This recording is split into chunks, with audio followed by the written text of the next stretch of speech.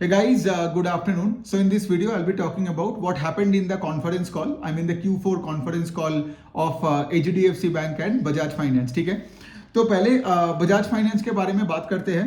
तो बजाज फाइनेंस के con call में अगर आप मतलब if I just give you an overview कि situation was like normal okay ish kind of a situation, nothing great और नथिंग टू बैड. ठीक है, इनको अगर आप देखोगे बजाज फाइनेंस में पिछले कुछ महीनों से आरबीआई ने उनके दो प्रोडक्ट्स में सैंक्शन लगा दिया था. ठीक है, but the good news is very recently, I think एक दो दिन पहले की बात है, जब आरबीआई ने वो सैंक्शंस को हटा दिया.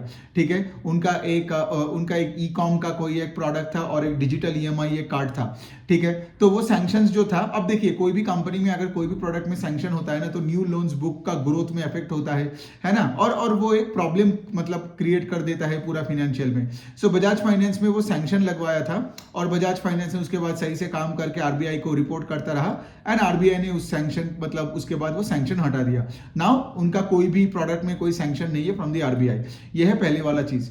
दूसरा वाला चीज जो बजाज फाइनेंस के कॉन कॉल में बहुत क्रिटिकल पॉइंट था कि उन्होंने यही बताया कि कोविड में क्या हुआ था, दैट 2 years ऑफ कोविड में वी वर एट वेरी लोज ना, बिकॉज कोविड का पीरियड 1 पीरियड 2 हुआ जिससे हमारा 2 साल में सब कुछ नीचे चला गया था. And then for the next 2 years में क्या हुआ, everything came back up, right. जैसे आप देखोगे FY21 and FY22 were the covid low years and FY23 and now this recently ended, मतलब रिसेंटली एंडिंग जो अभी खत्म हो गया fiscal FY24, these were the highs.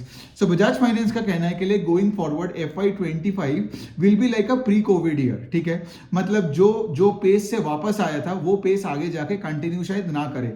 So I tell you this, like Bajaj finance का loan book grew 34-35% YOY, right, in FY24 over 23. But management ने guidance दिया that in FY25 में, अगले साल में, on a YOY level the loan book will grow between 25 and 28%. ठीक है, ये हो गई एक बात कि उन्होंने अपना गाइडेंस का पेस को थोड़ा सा घटाया.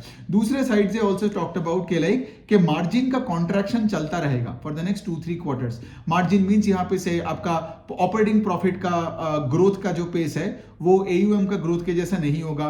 NIMS will be contracted. Why? एक तो of course we are in a high inflationary environment, तो cost of borrowing is up, right, not only for Bajaj finance but for the entire financial space, right, जो भी लेंडिंग स्पेस में है, banks, NBFC, housing finance, micro finance, सब में ये situation है. सो एक हो गया वो वाला पॉइंट. दूसरा चीज ये है कि लाइक सिंस बजाज फाइनेंस अगर आप देखोगे अभी बहुत सारे नया डिविजन्स में इन्वेस्ट कर रहे हैं, मतलब दे open there micro finance division recently, फिर उनका ट्रैक्टर का बिजनेस, फिर उनका कार फाइनेंसिंग. ठीक है, तो ये सब डिवीजन खोलने में भी आपको पैसा लगता है ना, मतलब आपको पैसा मतलब यहाँ पे इनिशियल इन्वेस्टमेंट लगता है. सो मैनेजमेंट ने वही बोला कि थोड़ा बहुत आपका आगे जाके भी मार्जिन कॉन्ट्रैक्ट रहेगा. एक और रीजन होगा फॉर मार्जिन कॉन्ट्रैक्शन का, बिकॉज उनको कंपनी को लगता है, राजीव जैन जी ने बताया कि क्रेडिट कॉस्ट आगे जाके थोड़ा और बढ़ सकता है. बिकॉज अगर आप बजाज फाइनेंस का देखोगे, उनका जो अनसिक्योर्ड रूरल B2C बुक है वो थोड़ा सा स्ट्रगल कर रहा है. ठीक है, और उनको लगता है आगे जाके भी थोड़ा सा loan losses will be at an elevated level. ठीक है, तो जितना भी आपका लोन लॉसेस एलिवेटेड होगा तो उतना ज्यादा प्रोविजन भी होगा, और provision is an expense in the income statement, तो वहां से भी थोड़ा सा कॉन्ट्रैक्शन हो सकता है. अच्छा, इसको छोड़ के एक और पॉइंट ये है कि बजाज फाइनेंस अभी क्या कर रहा है, अगेन लाइक सेम पॉइंट पे ही मैं हूं कि लाइक वो निम्स का कॉन्ट्रैक्शन आगे क्यों चलता रहेगा. ठीक है, उसका यही है कि लाइक आगे जाके बजाज फाइनेंस क्या कोशिश करेगा कि like secured part of the book को थोड़ा बढ़ाने का. ठीक है, secured part of the book over the unsecured part of the book. ठीक है, अब मैनेजमेंट ने एक ही चीज बोला कि लाइक सिंस हम secured part of the book में फोकस कर रहे हैं, इसका मतलब ये नहीं है कि secured part of the book is generally safer than unsecured part of the book. उन्होंने एक चीज बहुत क्लियरली बताया कि अगर आपने बुरे लोन्स दिए ना, तो सिक्योर्ड हो या अनसिक्योर्ड हो, आप तो फंसोगे. Got it. लेकिन मैनेजमेंट क्या करे, just as a strategy, long term strategy of the business, वो अपने secured part of the book को ज्यादा फोकस करेगा आगे जाके.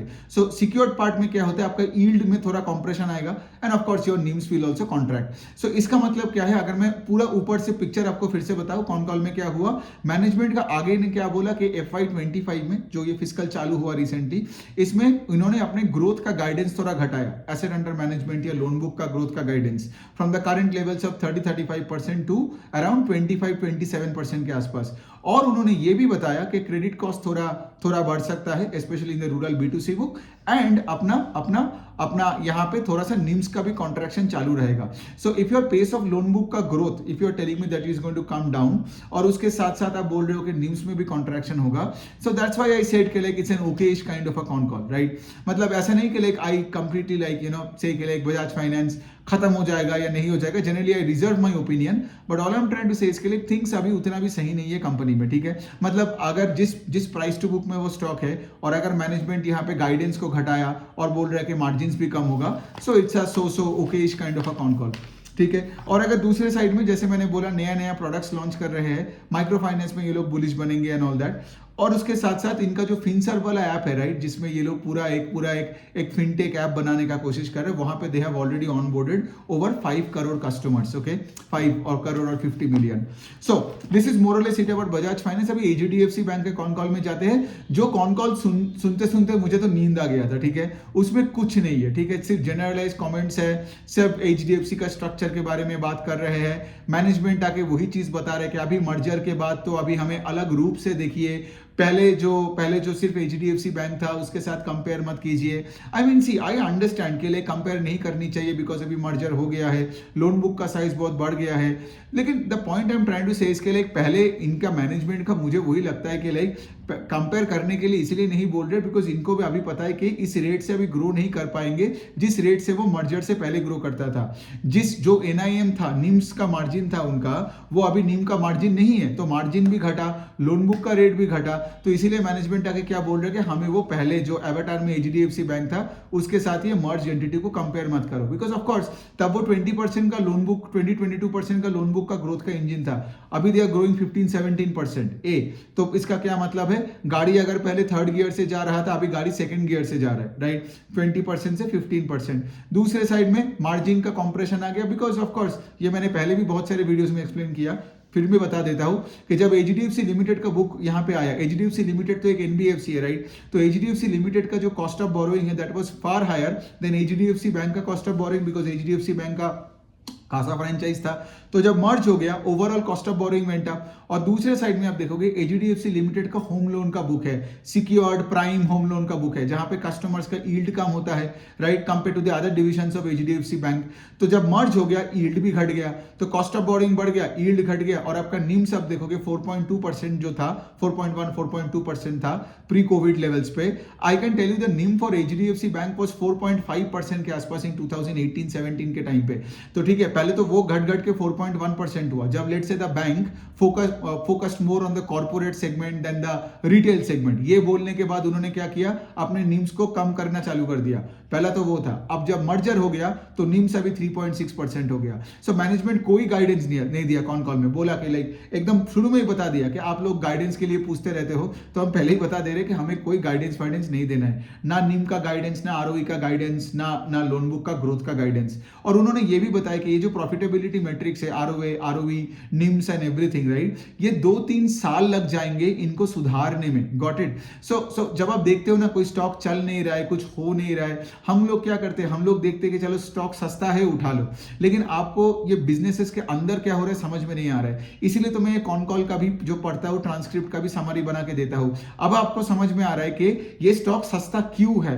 ये स्टॉक सस्ता इसीलिए है बिकॉज कंपनी में कोई गाइडेंस नहीं दे रहा है. कंपनी ये भी नहीं बोल रहे कि हम निम को बढ़ाएंगे, और उसका एक अगर थोड़ा बहुत भी टाइम लिमिट दे देता तब फिर भी थोड़ा बहुत डिमांड आ सकता था, राइट, स्टॉक के पीछे भी. लेकिन किस बेसिस पे स्टॉक ऊपर जाएगा आप ही मुझे बता दो. वही 1400, 1500, 1300, 1800, 1700 वही रेंज, राइट, और वही रेंज पे 4 साल से चल रहा है. बिकॉज कोई कंपनी का अगर लोन बुक का पेस ऑफ ग्रोथ घटा, निम्स घटा, गाइडेंस नहीं दे रहा है, तो इसमें क्या होगा, राइट. सो यही वाला पॉइंट है. और एक बात मैं बोल सकता हूं, जो मिस्टर शशिधर जगदीशन, जो उनका अभी करंट सीईओ है, जो उन्होंने कॉन कॉल खत्म करने से पहले एक चीज बोला, और मैं कोट अनकोट बता रहा हूं, ये उनकी बात है कि डोंट डिसमिस द फ्रेंचाइज.